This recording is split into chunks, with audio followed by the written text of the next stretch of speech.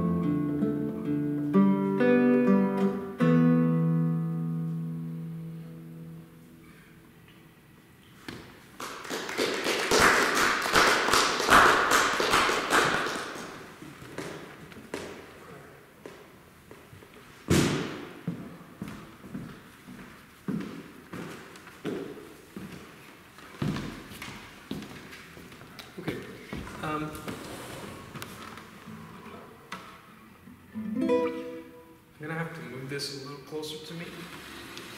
And start. There we go.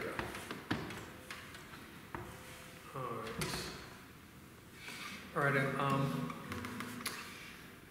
I think there's a few things like we can start working with. First of all, is like any piece that you play tends to have a type of energy that is trying to evoke. Like, what do you think like this piece is about? You know, aside from the obvious thing, the title says, Day in November.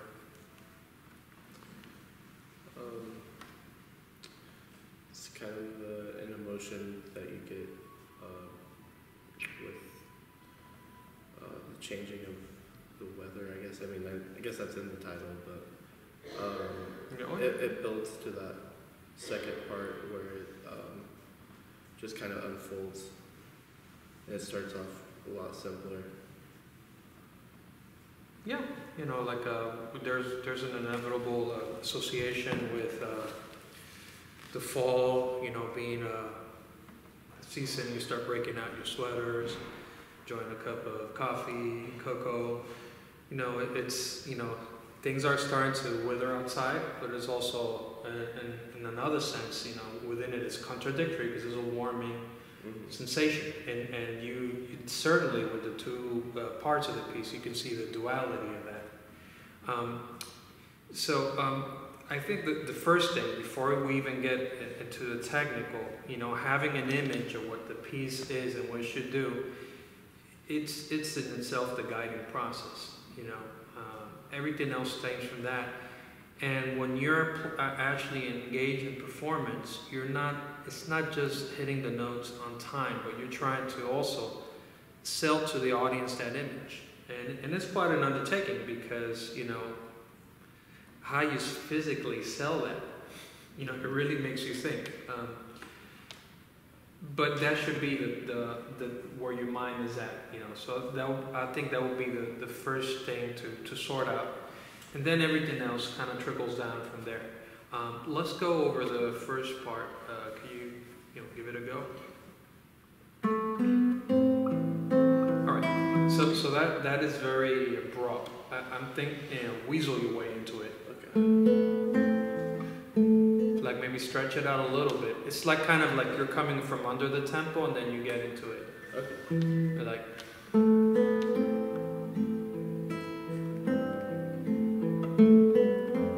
Sense? Mm-hmm. Give that a shot. Yeah, but don't stop. No, 1 second. Don't stop on the B note. Like basically, your target note is C. Da da da. So all that is connected. Okay, try that again. A little better.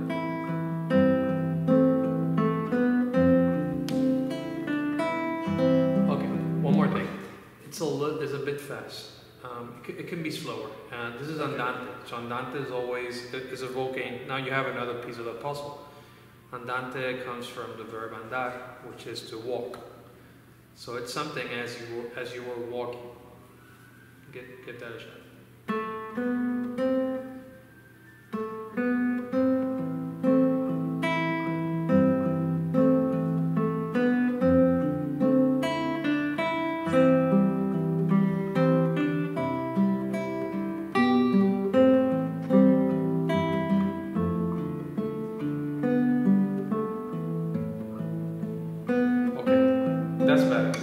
The other thing to try to get mileage out of it, because it's a very visual vocal type of piece, you really want to make sure you understand where the phrases lie. The best guide for that, like I've mentioned in the class, is to think about simply singing the melody.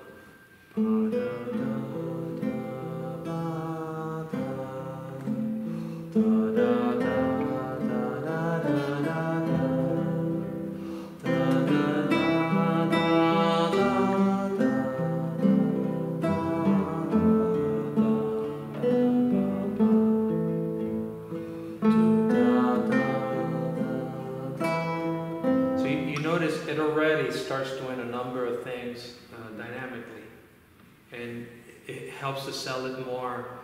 Instead of like desperation mode, oh my God, I have to get this right, it gets into the right mindset. Mm-hmm. So right there, I took notice of two things.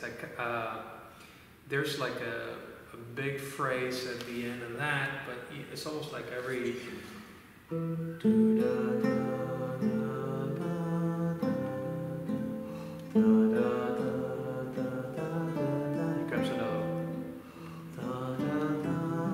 So I want you to, in those spots, breathe with it. Okay. Give it and go slower. I'm playing too fast myself. No rush. That's better.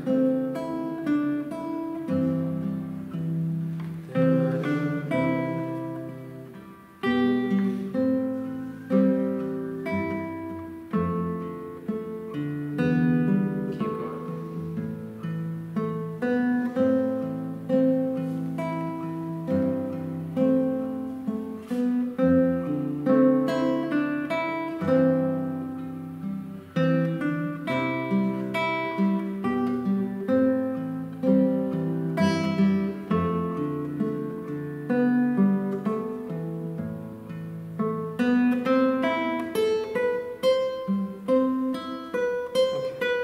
Good.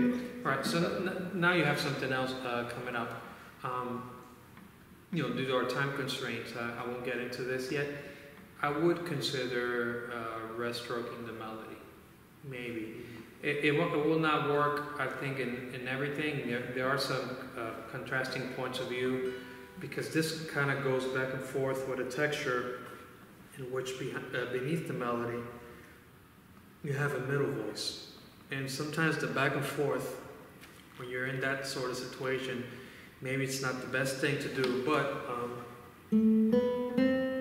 let's see.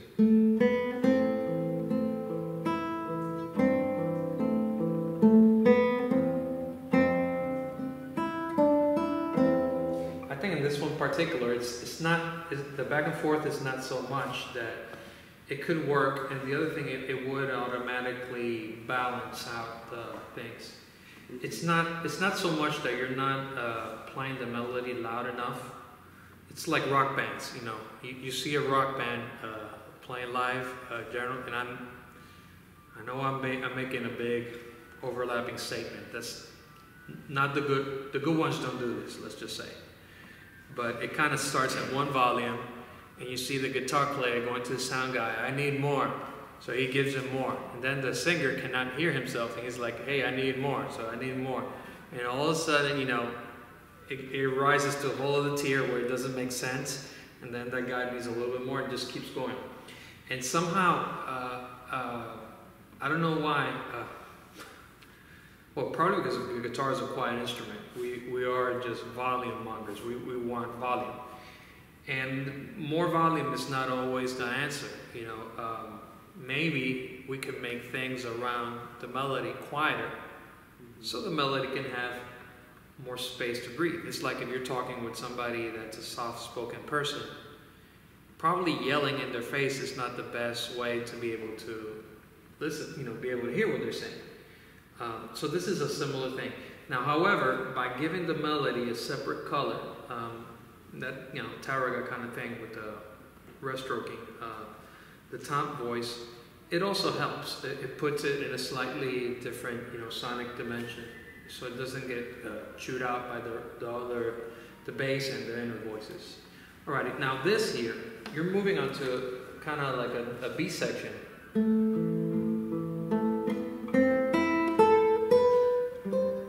I will kind of start taking time there, like poco ritardando. And just like you did at the beginning, if you look at the notes, it's the same, it starts with the same notes. They're just an octave higher. And then it kind of evolves into another theme. But it's the same gesture. In this case, what's happening, instead of you coming from under the tempo, you're slowing down. However, you don't want to lose connection of the target note. The target note of the phrase is still C. So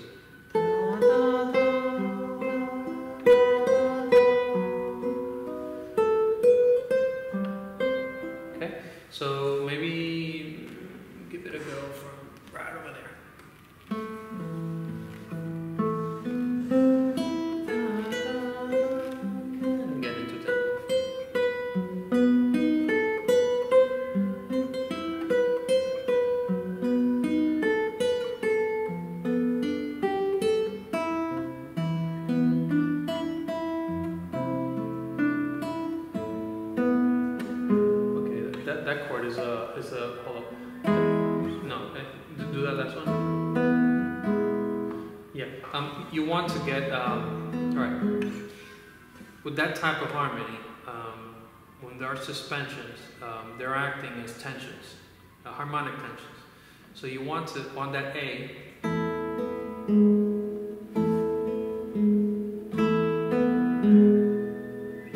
yeah, the B note is just an ornament. He's just kind of dancing around the bush instead of just going. But that's the structural thing, like a Schenkerian analysis. So see, the next one is quieter. So then you have the other thing and you go. Okay. And in this case, that phrase isn't finished there. You have the harmonics. You got.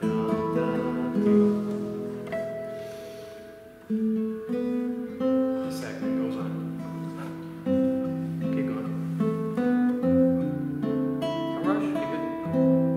It's the fall. The leaves are a little bit yellowish. Got a cup of coffee with some s'mores in there. Okay. Now, he's the other thing to think about.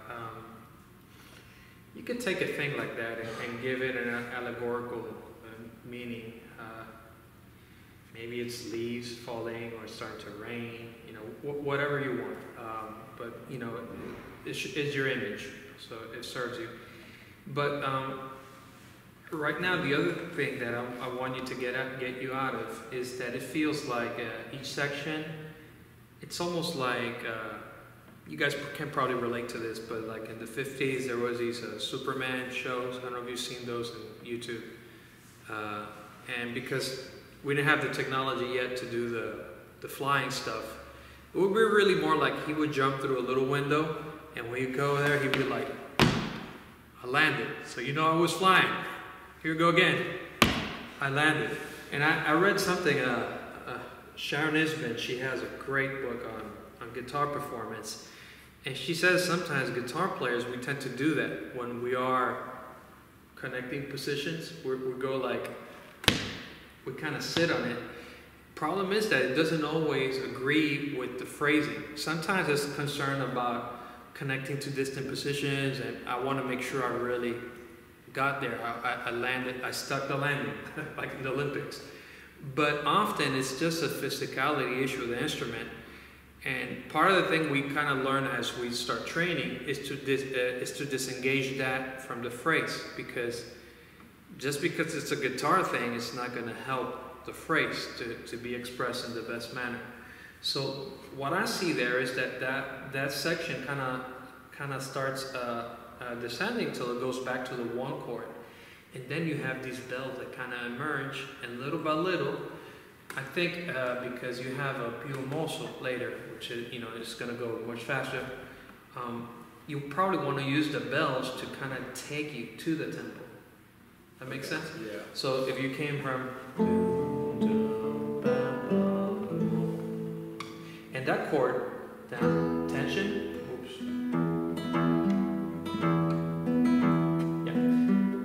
Yeah, so same thing, fifth, to root. Although it's, in this case, it's model, it's not that. Still, it's the same effect. You go in 5, 1. So the 1 should be quiet. And then you do your other thing. So let's go from right there, 21. Let's try to get that connection.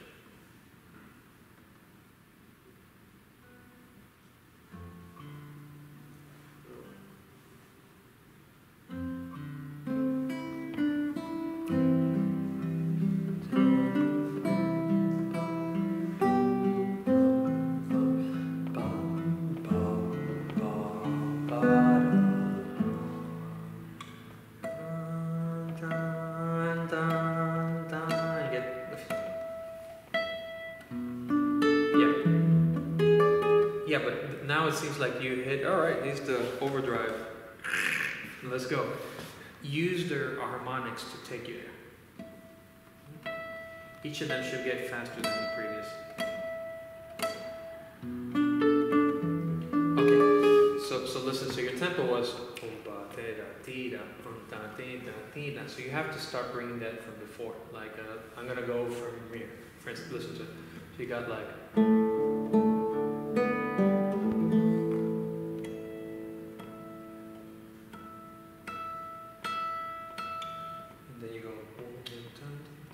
So start thinking of the tempo here. Like take it till like the last two should be already on time. Give that a shot.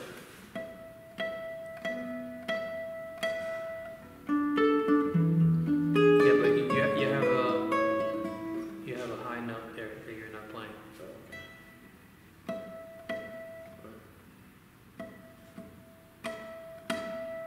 Start slower and work your way up. Like way slower, like way beyond good taste.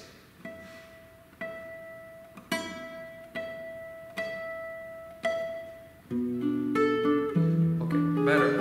But yeah, you hear how that's disconnected? Like that has nothing to do with the previous tempo. Now here's the other thing. This is your target, so it should connect to that note. Listen to it like a 1 and 2. Let's see.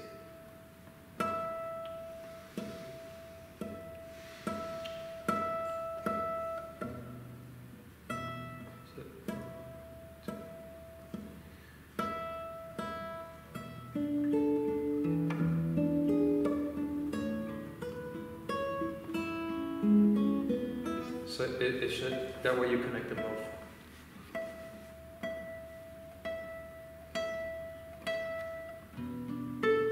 Yeah, but don't forget about the high guy. Okay. Alright. Go ahead and move on.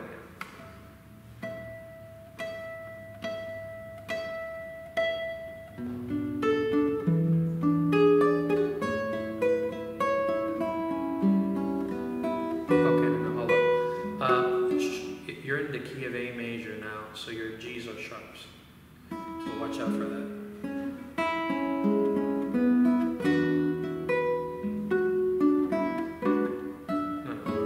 Oh, 1, 2, 3. You went like 1, 2, 1, 2, 2. So look here, tam, pa, pam, pam. 1, 2, 3. Keep that pace going on. Okay, go ahead.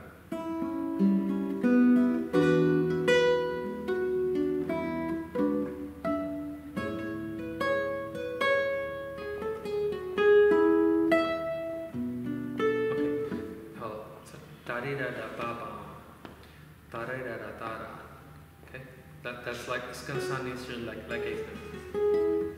Yeah, and wait for the 3. So you got like 3.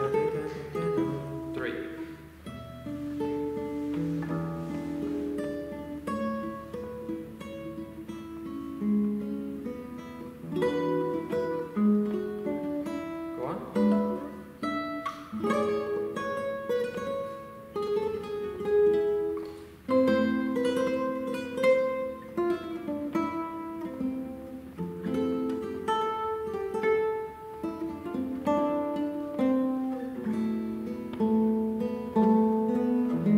That's probably how I would do it, like for the second ending, kind of make a big dismount, so to speak.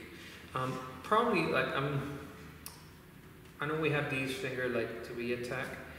Maybe I would consider like giving it a little slower because it sounds a bit too like aggressive. Like do something like this, like.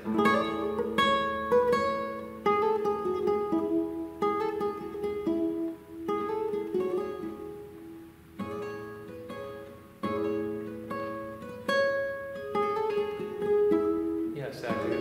The slower helps us soften. Yeah, that's a little bit better. All right. So the thing I would do now, kind of summarizing. Right now, the second section is not stable. Like there are like different tempos within different measures, and this is kind of like the joyous section of the piece. And like typical waltz stuff, it tends to have that pulsation towards 1. Like I'm not hearing that yet. So that would be the first thing to get. The other thing is, make sure the alterations are correct. You know, something that happens when you're playing a piece for a while is that our minds kind of fills up the gaps. You know, it's kind of like when you have a, you know, playing Scrabble or something like that, you kind of see the words jumbled and your mind kind of reorganizes it. And something similar tends to happen with music, but when we don't know the piece yet well, sometimes we fill it up maybe with foreign elements to the piece itself. In this case, one of the better ways to get around that, to make sure you're actually engaged all the time and accounting for everything that is there, do a harmonic analysis of it. You know, what are the chords, what's going from where to what. And usually if you can get a good map of the harmonic activity of the piece, there's already a lot of information implied there on how to interpret, you know, whether when you see developments, you know, like cycles of fourths or cycle of fifths, you know, it implies a certain dynamic thing that's going to kind of build up, you know, throughout the development section of the piece. Or where you get to a cadential section where you have a dominant moving towards one, you know, evidently the dominant chord would have more weight. And that already starts giving you some notions that you already possess it within you on how to interpret. But it's kind of an exercise of accounting for everything. I compare it like when you're on a road trip and you go to a nice cafe and get a good hefty breakfast with some eggs and some grits, you know, and coffee, and it fills you up and it does the effect, you know. But mind you, it's a meal that's a functional meal, you know. Maybe if you go to Jose Andre or Fernando Arias restaurant, you know, 5-star restaurant, and they're doing like a molecular decomposition of and restructuring of the food, you know, there's a visual element of it. You know, the whole experience since you walk the door, the temperature of the room, the atmosphere, the background music, how the waitress is dressed, and how the waiters approach you, how they present the dish, even the shape of the dish. All of that is kind of barging into that experience because it's a thing that's integrated on other levels. So when you're doing this sort of thing, I think it's more like the later, you know. If I'm probably doing maybe like a bar style gig, it's probably more like the repertoire and the manner I present it is probably more like within the first thing, you know. It's serving more of a function, you know. I'm trying to entertain. Whereas with this, you know, you're trying to sell an experience. So then you have to look a little closer. That's what I got. Thank you. All right.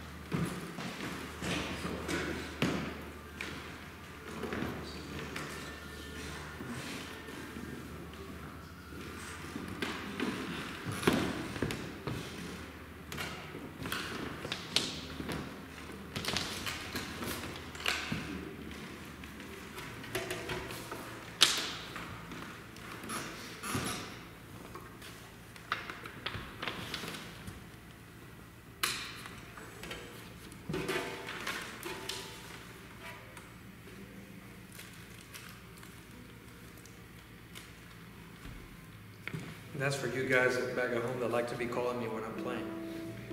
Put it in airplane mode. Alright, so what will you be playing for us?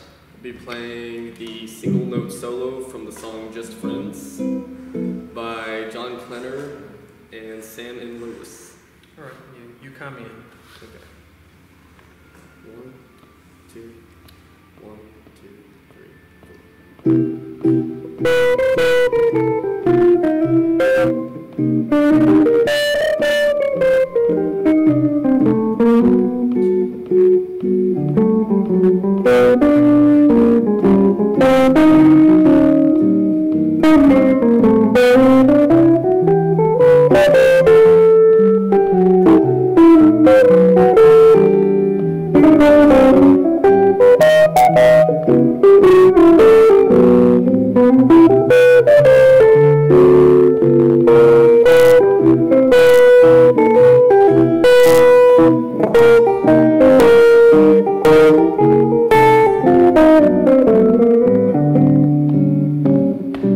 Okay.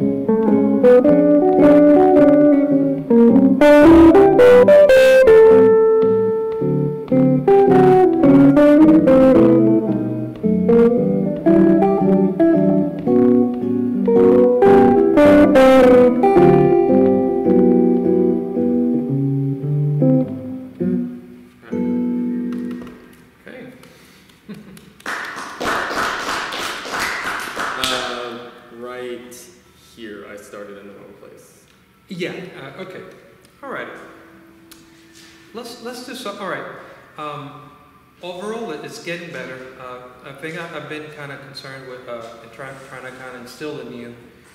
It's the notion of playing with the least amount of pressure, and I really hate to use the word pressure. I'd rather use. I think the left hand really works more on the basis of momentum.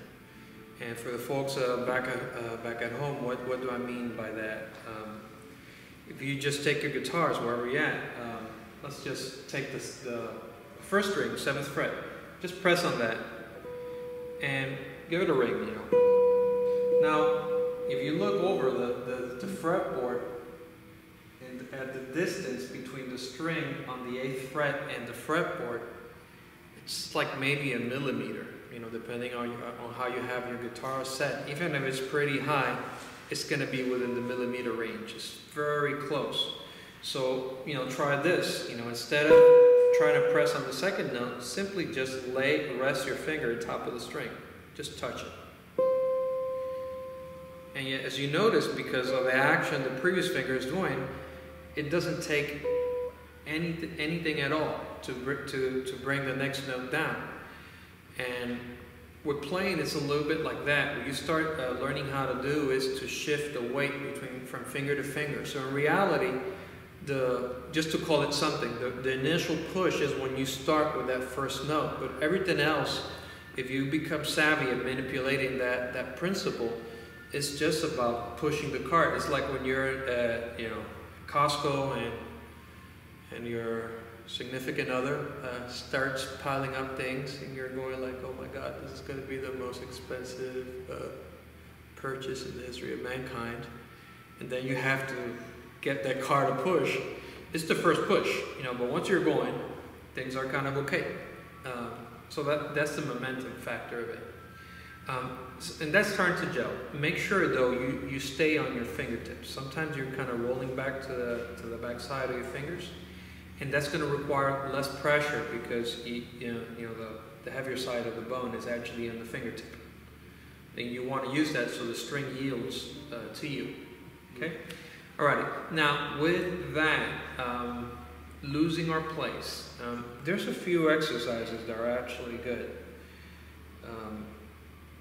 Typically, when we start doing this sort of thing, you know, playing jazz, a lot of teachers tell us put the metronome on 2 and 3, and then some other guy said, well, but for pulse it's better to do 2 and 4 or 1 and 3. It's a good place to start, but it's not the only thing. Let's try this. We're gonna play a little bit of it. Let's see. Give it a little volume.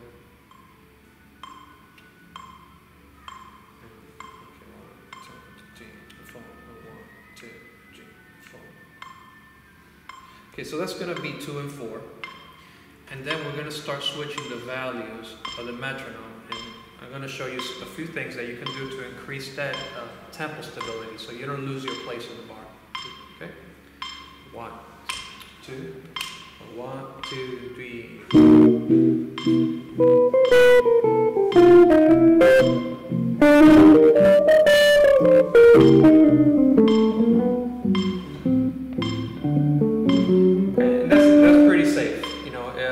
About it, that's analogous, like if you are in an Afro-American church, how people in the gospel tunes, they clap on 2 and 4, which is also where we get the backbeat in popular music.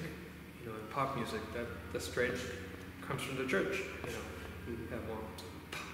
Even in rock music, there was a saying in the 50s. You know, they used to tell rock and roll players, you had to go to church to get soul. And you know, it kind of plays into that. Now, we're gonna start doing some other things with it. How about, right now we're playing at a pretty slow tempo. We're gonna move a little quicker, but that's gonna work. So I'm gonna bring this down a few clicks.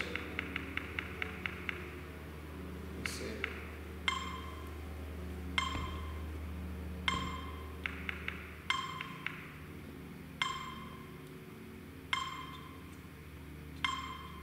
Okay, so now this is gonna be just the first beat alone. So this is 1, 2, 3, 4. 1, 2, 3, 4. Okay, so let's get ready. I'll give you 2 bars. 1, 2, 3, 4. 1, 2, 3, 4.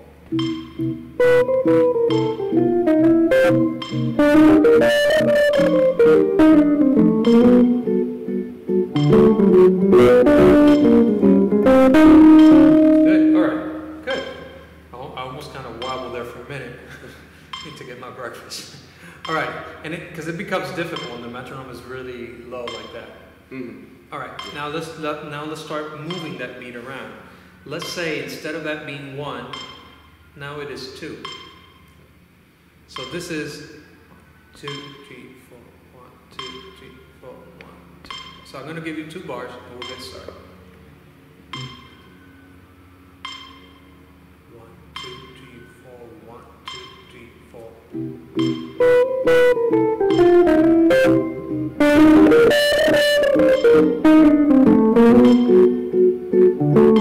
Sorry, I messed up. Let's try again. The trick is to, within it, spread your beats even and relax.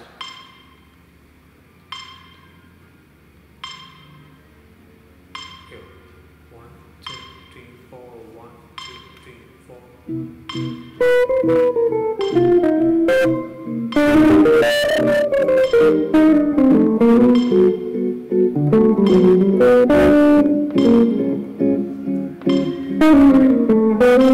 All right, but not bad, not bad.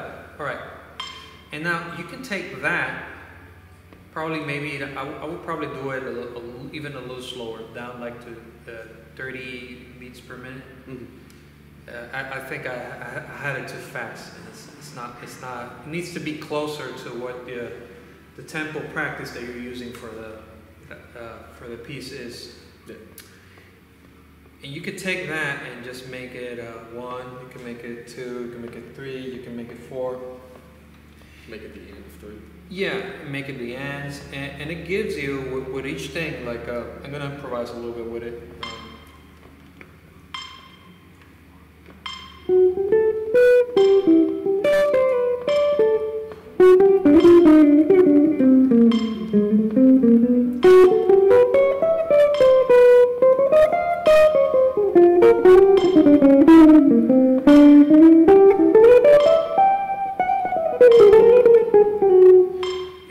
And that's doing 2. Now I'm going to do that with 3. 1, 2, 3, 4, 1, 2.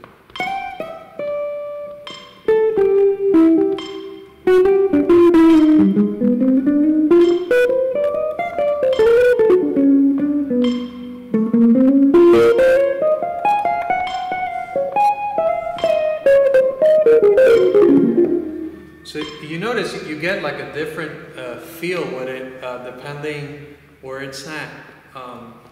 Why is this? I think what happens is, and this is probably an insane theory of mine, but and I've shared this with some of you in class already. Think about when you go to an amusement park. You know, what do the rides do? You know, well, they keep you up in the air. You know, everything that's sort of exciting or that feels a little bit dangerous kind of takes you off the ground. It puts you up here, up for grabs. You know, then you think about some of the sports that we do. We do hang gliding. We do, you know, we jump from planes and parachutes. We rock climb. And the exciting part is that makes us feel a little bit unsafe or on edge is that we're off the ground. Now, well, we are creatures of the land, of Earth, you know, that's what humanity is. And maybe we tend to associate rhythm that's rooted on the ground near downbeats as stability. And the problem tends to be that things that are in between, sometimes we look at it with a little bit of, oh, there comes that syncopation, you know. And we don't give it as much space. And the answer to the whole conundrum is just a matter of perception, you know. Music and notes, they don't know, you know. It's, to me, a quarter note that's on an upbeat is worth as much as a quarter note that's on the downbeat. So if you actually get used to regarding those with the same amount of space, all of a sudden your tempo, your syncopations, everything actually becomes more clear. You know, the other issue is that we have to account for those. You know, when you're analyzing a rhythm and all that, you want to make sure that you know exactly, mathematically, where each element is falling. And I've shown you some of the doodles I do in the old music I study. It's like as writing upon notes, because I want to make sure that everything it's in there is accounted for.